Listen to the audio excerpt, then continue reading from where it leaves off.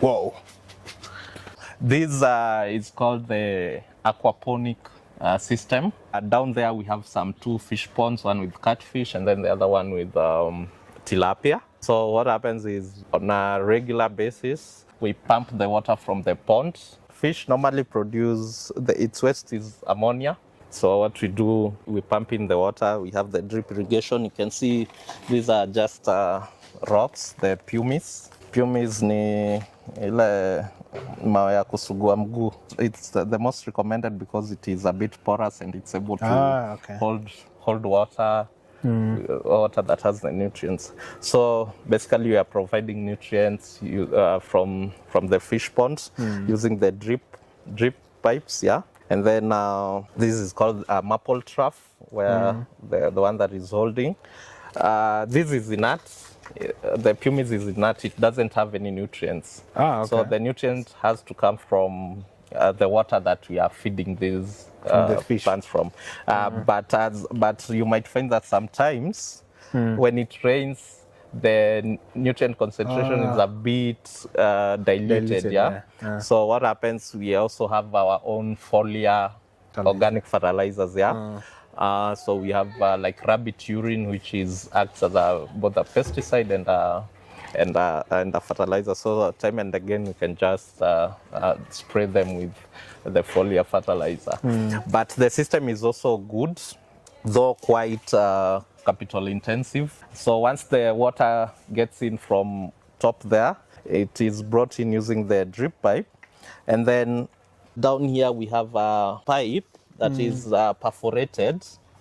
So that pipe is meant to collect excess water. Once we have excess water, it comes into this pipe, enters, and then it is connected to another pipe out here that has passed underneath here, that is taking the water into a reservoir tank outside this greenhouse. Yeah. Wow. So once the water goes through this system and it's collected, taken to the tank, now it is pumped back into the fish pond because the impurities have been washed away. The nutrients have been absorbed by the plants, so it's clean water. So it's circular. Yeah, it's recycled again. Yeah. Wow. We also do a lot of seedling propagation. We recently took a lot of seedlings in our farm that we were doing in Narok. We use the seed trays. These are now technologies that are quite available, and of course the ones that we plant now into our farm, and as a way of empowering others, they can come at these supermarket of agricultural produce and get everything that they need from the seedlings and all that. So we do a lot of propagation. They are still being prepared. This is really, really impressive in terms of like the science that has gone into this to make sure that the plant actually gets the nutrients it needs for it to grow. So you have to be very precise with what you are giving it and very attentive, like because if you don't know, like, hey, maybe the solution is diluted and it needs like a foliar fertilizer, then you might also go into waste. So and the good thing is that the plant also communicates. Once it doesn't have nutrients, it will start turning purple or yellow, so you're able to note and then give it whatever it needs. So this is also market ready, like it's going to the hospital.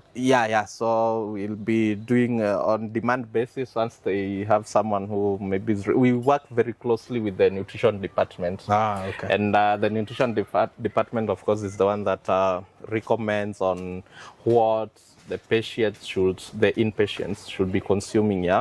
So normally what happens when there are clinic days, I think that is on Tuesdays for the nutrition clinic. Nowadays, they're not called patients; they are called clients. Patients is they say it's demeaning, but I don't have a problem with it. So clients, we call them nutrition clients. So these are people maybe with the different types of diabetes, high blood pressure, pregnant and lactating mothers. So they are normally brought into the farm during their clinic days. And they are taught experientially. So if I'm recommending that you need to consume managu, a lot of managu, based on the nutritional analysis that they make. Yeah. They bring them to the farm and they tell them this is it. So one of the programs that we've been running actually, we are doing a lot of public engagement using participatory methodologies. Of course, we have partners in it who are helping us. They've empowered us.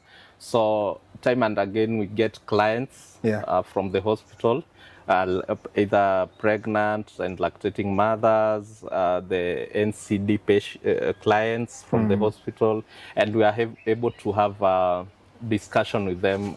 We call it a dialogue, community dialogue. Yeah. So we talk to them.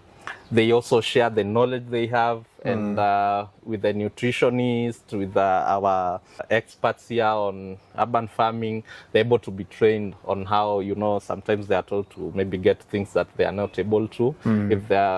When we take them around the farm, they see that it is actually possible. They now get the vision and see what they can do with the spaces they have at home to produce either certain things. If they are told you need to maybe consume juice this one and eat, you can get the seedlings here.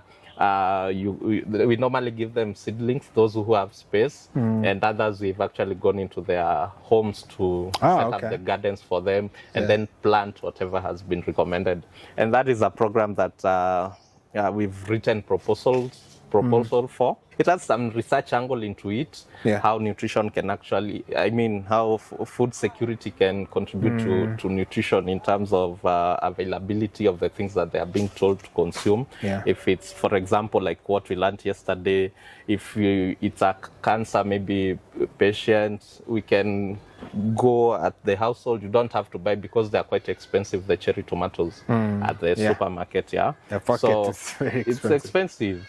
So if we are able to maybe construct a corn and then set up the tomatoes, if that is the recommendation, then that's impact.